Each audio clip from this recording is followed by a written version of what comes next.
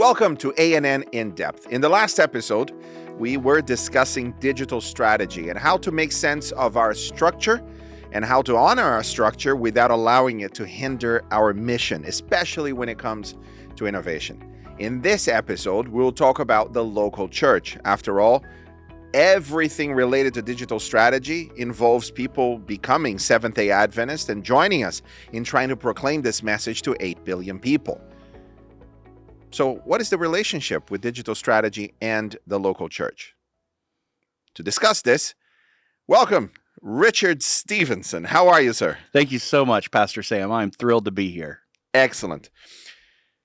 Richard, you are an associate treasurer of the General Conference, but you're a pastor.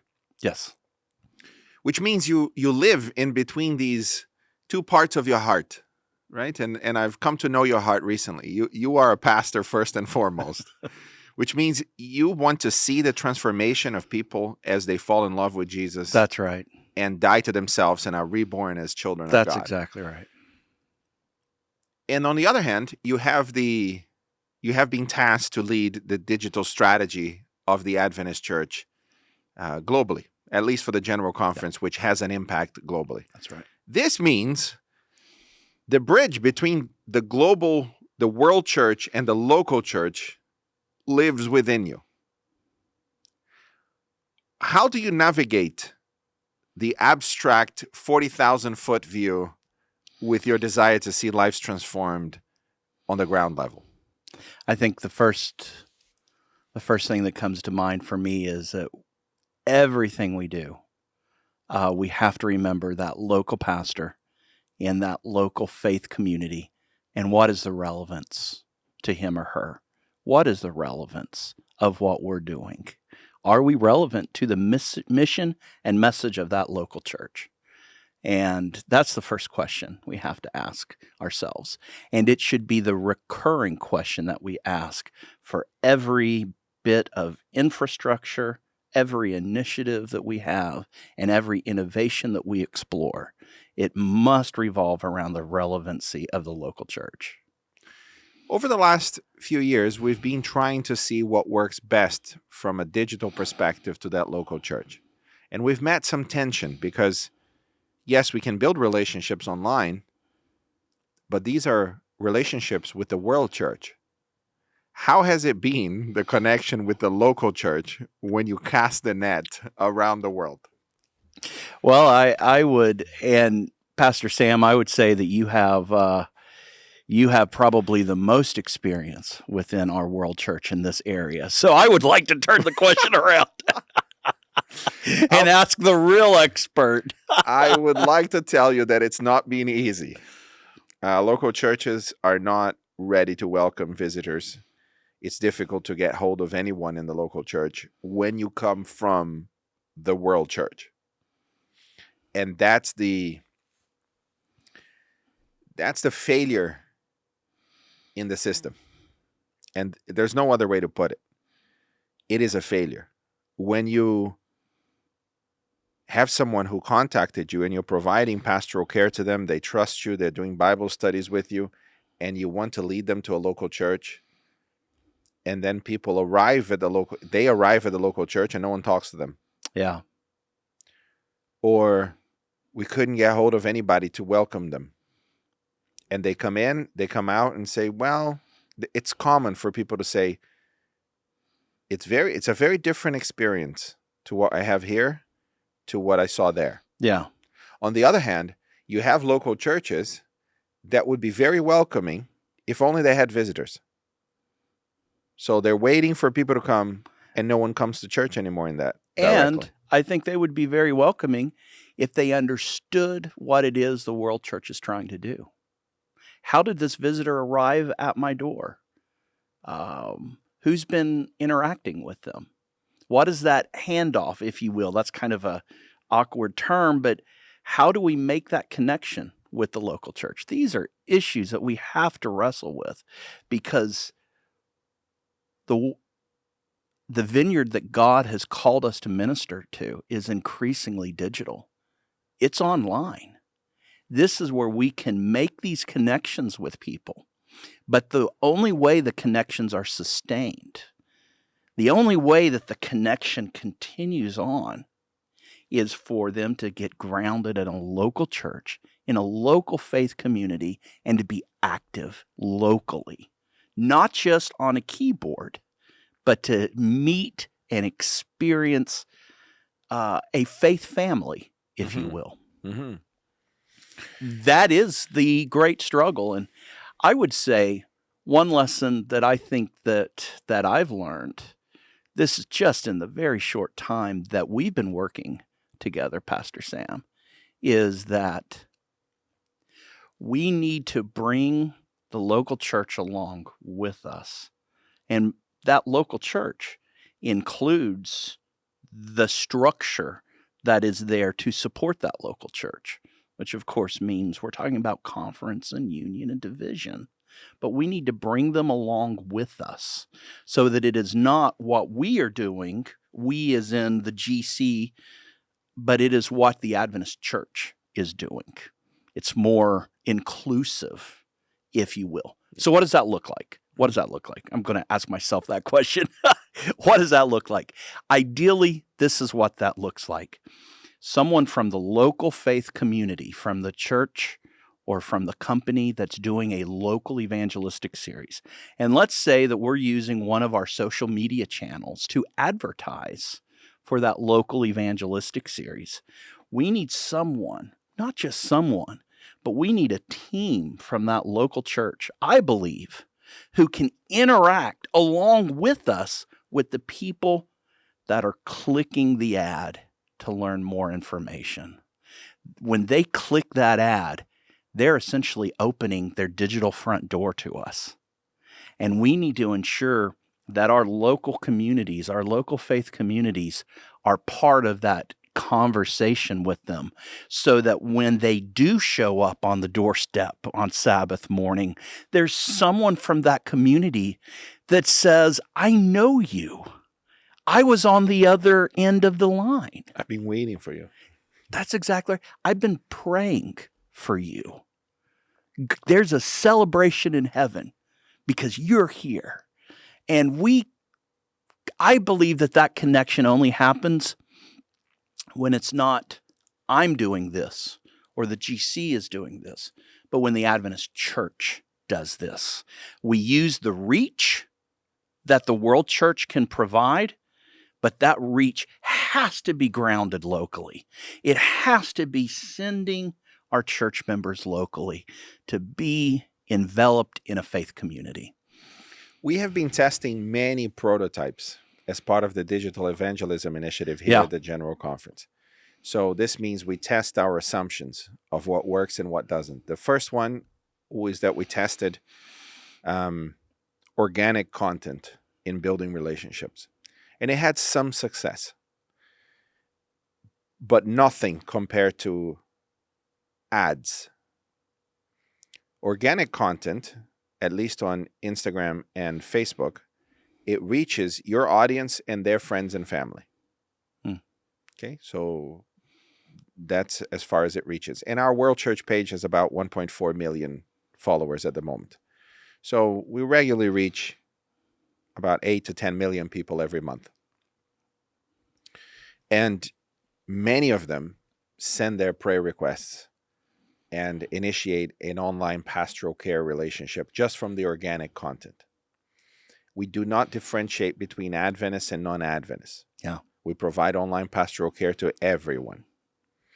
Then we tried ads, and we tried multiple types of ads. We tried offering advertising events, digital or physical events. We tried to advertise books for free. We try to advertise health content, health websites, and so on. We try to advertise mental health stuff as well. We tried all sorts of ads. By far, the best ad at building relationships, meaningful relationships, was offering prayer. Yeah. Okay, so when we started to offer prayer, that resonated with people very much. So we received about 2 million prayer requests over the last few years. Probably now much more. This is a few months old data. We stopped counting after 2 million. Praise the Lord. So to the prayer requests.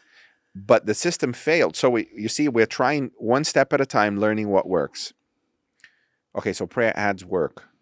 We build long-term relationships, but we can't connect people to the local church. And then one local church in New Zealand offered to test whether advertising locally and providing pastoral care locally worked. And that worked very well. It's what you are saying. So with $250, they initiated 54, many more than that. I don't know exactly how many relationships they initiated, but out of those, 54 people visited the local church. Yeah, praise the Lord. Now, this was a miracle to them. They'd never seen anything like it. So it was wonderful. They started to do evangelistic What a series. harvest. What a harvest, yeah. Jesus was right. The harvest is plentiful. Yeah. The workers are few. And we discovered the workers are few when we tried our next prototype in Fortaleza, Brazil, because the church members could not keep up with the number of new people that were wanting prayer and those relationships there. So the conference hired a few people just to offer that pastoral care that the local church members did not have enough time to provide properly. Then we tried, our next prototype was in London, and it failed miserably. We couldn't get the ads to perform well. Not enough people were sending prayer requests. It was costing something like $90 per person that contacted us. Yeah. So we paused it until we figured out what happened. The next prototype was in Moema in São Paulo, and you've met some of the people that were impacted by this. What was your experience meeting the people that received these prayer requests? In June, I was blessed to be in Hortalandia. I'm probably mispronouncing that, Pastor Sam. I was very fortunate to be there at an event where on stage we were able to meet 6 individuals. 6. That came to know Jesus as their Savior through this online evangelism, if you will. And that was an incredibly special moment. Not just special for me as a participant, but it was special to see our church succeed in digital evangelism and connecting them with a local police officer that was a mighty prayer warrior, that took his time as a local church member, a volunteer, took his time to pray with these individuals, to make connections with these individuals, and to invite them into a local faith community. It was powerful, and it was a foretaste, I believe. It was the I can't think of the word now. It was the snack before the meal that I believe the Lord is preparing His church to have. The starters. That's right. The starter course. It was the soup before the main course is served. Yes. I believe this is our path forward on digital evangelism. And that harvest of 6 souls, I believe that is a blueprint for how we can move forward in a way that we can be relevant to the local church, and we can be a part of the ministry that the local pastor is leading there. Yeah, and we learned a lot there. Yeah. So it's the most expensive ad space in South America. We initiated 3,800 relationships between March and June, so 4 months. And out of those, 112 visited the church. A number of them joined small groups, and many have been baptized as a consequence. Now, everything is local in that sense. It's the World Church channel is the page where the ads happen. Yeah. And then the local teams there provide the ongoing pastoral care. So when people visit the church on a Wednesday night prayer meeting, they meet their prayer warrior who will invite them to their home, who will create those connections. And it's incomparable to anything that church has ever experienced. It's a church of 800 members, so it's not a provincial church. It's in the center of São Paulo, but they've never experienced anything like this, and neither have we. Yeah. So the next prototype. Well, and let me just pause you briefly and say, of those contacts, a seed was planted in every single one of them. It's long-term relationships. We're That's still in exactly relationship right. with 3,800 people. And the wonderful thing is that the growing and the nurturing, the Holy Spirit takes care of that. We do the planting, if you will. We co-labor with Christ in doing the planting, if you will. He takes care of what happens after that seed is planted. And who knows but Jesus? Yeah. How many of those people will come to know him? And maybe they're not in the next few months stepping foot into an Adventist church, but maybe they're getting to know Jesus in the quiet time of their morning. We can't track that, Right. but God tracks it, and God understands what happens with all of those people that had a connection through that event. And we praise the Lord for that. It's beautiful. Next, we are now tackling California. And boy, was that a journey. Man, when we started the ads, we thought it was going to be much easier than it was. It started with $250 for one relationship. Wow. In São Paulo, it was at first $10, and then it stabilized between $2 and $250 per relationship. And in California, it was awful at first. The ads that we had used elsewhere just did not work. No. So we had to revisit the ads, and the creative team just reading about the people of Fresno, reading about what kind of person lives in San Francisco. Yeah. Because the prototype there is digital evangelism using the platforms that were created and are ran by Silicon Valley. You see, it's we're reaching the people behind the platforms that we use elsewhere. There is a poetry to this. And more recently, we have discovered a few things that we learned in California. For those difficult places, more affluent places, we need to use the local church pages. We need to use the local church pastor to be on the ad, offering prayer. We need to use in the background of the videos and images, key places from within those towns. Yeah. And we need to test multiple ads constantly. So now in California, some of the ads are performing at around $1 or $2. Others are still around $6, $7. But it's not $250. Yeah. Well, and this underscores the necessity of partnering with our local institutions, partnering in this case with the North American Division, partnering with the union, the conference, to understand what is the relevance locally. What is relevant locally? And this is where if the GC were to come in and to say, cookie cutter, this works here, it'll work here, you just do it. We learned that does not work. And to be honest with you, it almost smacks of an arrogance that can be felt locally. And what we want to do is we want to say, tell us what is working. And then we can partner with them to create these ads to make sure that they are relevant and engaging to the local community and with the challenges that exist locally in that community. And those challenges are different, are very diverse, yes, depending on where we're at. And so this is why it's so critical for us to partner with the division in question and to make sure that we're all on the same page. That can slow down the progress, if you will.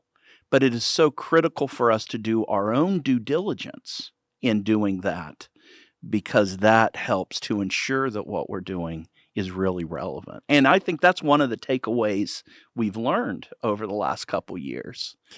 This puts the role of the GC as the research and development lab for digital evangelism. Which I love. I love that too. I love that. And what that allows us to do is to share with our divisions, our institutions, our ministries. This is our experience. This is our story. This is what we've experienced. This is what has worked for us. This is what has not worked for us. And we share that not in a way that is prescriptive. You do X, Y, and Z in this community, and you do P, D, and Q in that community. Not prescriptive, but in a way that is collaborative and respects and uplifts the local leadership and the local environment there. And so I think that approach, if you will, is I believe that's what works, and that's what's very exciting. The structure of the church has an ascending responsibility and descending liability. Let me explain. So a local church does not have an HR department to pay the pastor and take care of things. No, the conference does. The conference absorbs the responsibility of payroll for the pastors and so on. The conference absorbs the responsibility of property management and so on. So the conference absorbs many responsibilities that the local church does not need to, and therefore can be free to do its mission. That's right. Similarly, the union absorbs much of the responsibility from the conferences, so they don't have to. Yeah. In some unions, you have television channels being managed by the union. That's right. They have universities that are managed by the union, which means that a local church or a conference does not need to They're think about entirely relieved creating that. So there is a progression. In terms of funding for research and development of digital evangelism methods, if we are going to there's an expression that you open the way. You know, you're like a pathfinder, if you not quite, but you are opening the way. You're trailblazing. If somebody needs to figure out what works best and what questions to ask and what kind, and the General Conference is absorbing that responsibility for research and development of digital missions. Because of the nature of digital having no geographical bounds, that makes perfect sense. And I think, Richard, that we need to do a better job, and I say we, I mean you and me mainly, of publishing our learning. Yes. We don't have a methodology yet for publishing our learning, and that's something that we need to do better of. And we need to be systematic about doing that. Intentional, recurring, systematic in communicating that. This is the prototype. This is what our expectations, our hypothesis. We noticed this did not work. We adapt. This is our agile process through this prototype. Yeah. You know, a video and a little booklet that explains that. And then anybody can read it. Can you imagine somebody in Asia says, they tried this. It did not work. This is why my thing is not working here. Yeah. Maybe I should try this differently. So the documentation of all of this, so far it's been just us discussing and struggling through it and debating. But I think I would love to see in the next few months us moving toward this more transparent learning to the world church, showing what worked and what didn't. It is my dream that here at the GC, for the meetings we have at annual council and spring meetings, that we have an opportunity to share this with our colleagues, and that be built into the schedule. This is what we're actually working on now, working with Secretariat to allot time, especially for DEI, time to be able to share. These are the projects, not in any way looking for applause. 80% of what we do is failure. So, you know, if you take California, we cracked it. If you take the few months of the project, we're not there yet, but as soon as you notice that something's not working, you change. So when I present on the prototypes, often is 80% of the presentation is everything that we noticed did not work and how we adapted to Yeah. help it to work.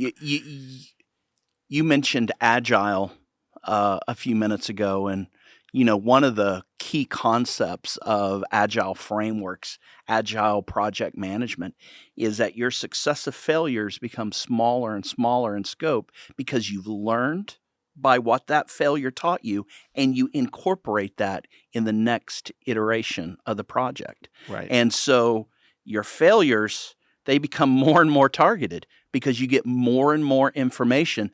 This is what works. And to be honest with you, trailblazing is what we need to do in the digital space. No one's done this before, not in our church. And so if we don't do it, who does? I believe, and I mentioned this in a previous episode with you, Pastor Sam, I believe for just such a time as this, God has assembled this team to work in this environment for us to move this forward. And I believe that's the great responsibility that He's placed upon the GC, is to foster an environment where, and this sounds challenging, awkward perhaps, where it's okay to fail. As we learn from those failures and we incorporate what we've learned into the next round as we seek engagements with people online. So maintaining the same mistakes is not okay. No, that's exactly so right. failing the same way constantly And that is not would okay. and that would be an epic failure.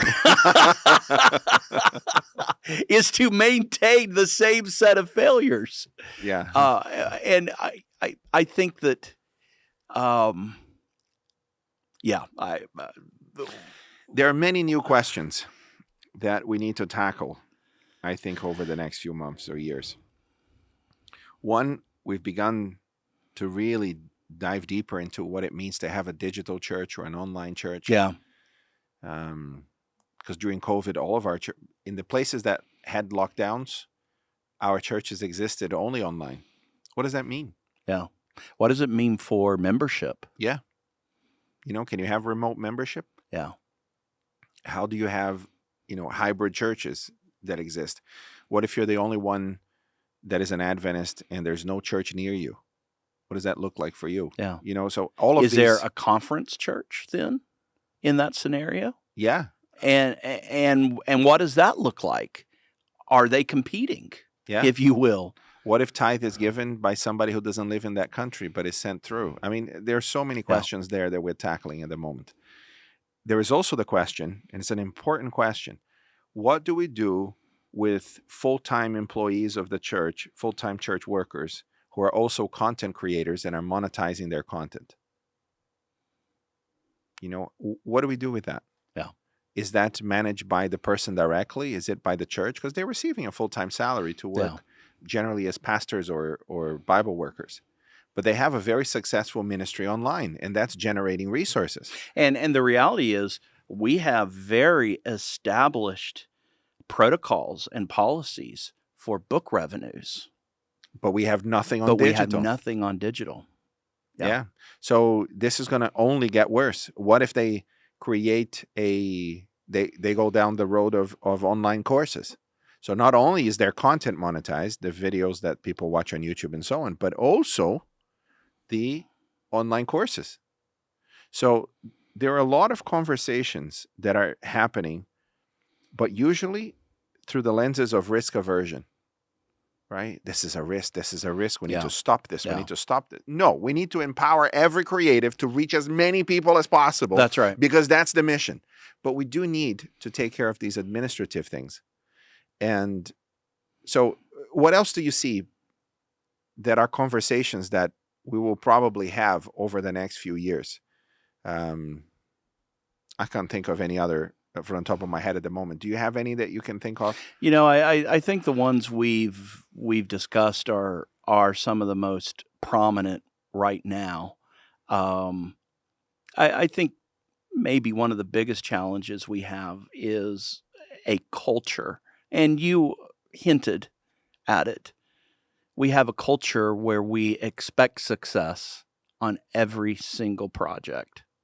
And we want to not to change the culture so that failure is doesn't mean anything, but we want to change the culture in a way that it is okay for us to try new things, and that the critical part of this, and this is where I think where we have maybe not been as effective historically, is how do we evaluate the continuing relevance of a platform, of an initiative, of a project? When do we retire and kill it? Yes, and that takes a culture change. That takes a change in thought. We love to create new, and we are challenged organizationally with retiring old. And so I was speaking with someone this morning. Sometimes we place projects on life support trying to maintain them. Yep. And sometimes that's out of a sense of personal pride with the project. Sometimes we get attached to the project, and sometimes we get confused about what the main thing is. When Google started, this is the culture of tech in the early 2000s was to have really long beta software. Yeah. Right? So this is how you solved part of that problem. So first, if you have a culture where failure is the end of your career, you will keep throwing good money after bad because you will never want to end it. Right? You propose the project, it was approved, you're doing the project, you build the project on 3 assumptions that you made. It was the best knowledge anyone had at the time. And all of a sudden, those 3 assumptions are wrong. They do not match reality. The customers don't want that. The users are not blessed by this. No one's being transformed. But what do you do with the project now? You know, I had back during my college days, I had a professor at Southern Adventist University. I'm doing a shout out for my alma mater. That's all right. We had a photography professor, and one of the things he told us, the difference between an amateur photographer and a professional photographer, the number one difference. And this guy was he was an established photographer, did a lot of newspaper work, a lot of article magazine work. He said the difference is an amateur takes 100 pictures and keeps every one thinking that they're masterpieces. The professional takes 100 pictures and keeps 3. And of those 3, he uses those shots to inform his next round of shots, where he takes another 100 and he keeps maybe 2. And he keeps refining his work based on what's happened. And I love that iterative process. And so maybe the comparison I might make is, can we take that culture of thinking, that way of thinking, and incorporate that into digital ministry? The next stage of this example I was giving would be, therefore, instead of voting the full project, let's identify what key assumptions you're making, and let's test those assumptions with a couple of $100 prototype. Yeah. That can just test this. Is this assumption solid? Would people use this? And how? And so on. So but that process is an iterative process where you develop your own instincts for what happens. But before that funding is allocated, before that $200 is given per project, initiative, we have to have a metric to evaluate. What does success look like? What do we want? What do we want? What's our target? Yeah. And once we have that, once we have the target and the strategy for how we have identified that target, then we absolutely should be funding these initiatives. And the difference is, I'm going to take I'm going to take a few strands of spaghetti and throw it against the wall and see what sticks, if you will. Take that versus the alternative is I know which strands are going to stick. I have an indication based on my previous cooking of spaghetti. Boy, it seems like I'm talking about food in every single episode we've done, Pastor. But I'm going to take that spaghetti that I've cooked, and I know which one is done. I know it's al dente because when it's al dente, it's going to stick on the wall. And that comes from experience. That comes from trial and error, saying this spaghetti is too soft or this spaghetti is too hard. And I think we should have extra images at this point of us trying to cook and throw spaghetti at a wall. That would significantly increase the entertainment value of this show. Yeah, it's not going to be easy. But I hope to call you again for another episode where we can discuss in more detail some of these iterative process that looking we are forward to it. taking people through. Richard, thank you very much. Thank you, Pastor Sam. And thank you for listening to A&N In Depth. It's been quite a journey in the last 2 episodes talking about digital strategy. And until we change the subject next week, we hope that you will enjoy this conversation and send to other people that are interested in finding out how the Adventist Church is looking at technology. If you disagree entirely, we want to hear from you. Just go ahead and go to YouTube, find this video on YouTube if you're listening on another platform, and type your comments. We want to keep this conversation as public as possible, as the chances of us being wrong are quite high, and we want to be less wrong tomorrow than we were yesterday. So please join this conversation by commenting on YouTube. We thank you again for joining us in every episode of A&N In Depth. We'll see you in the next one.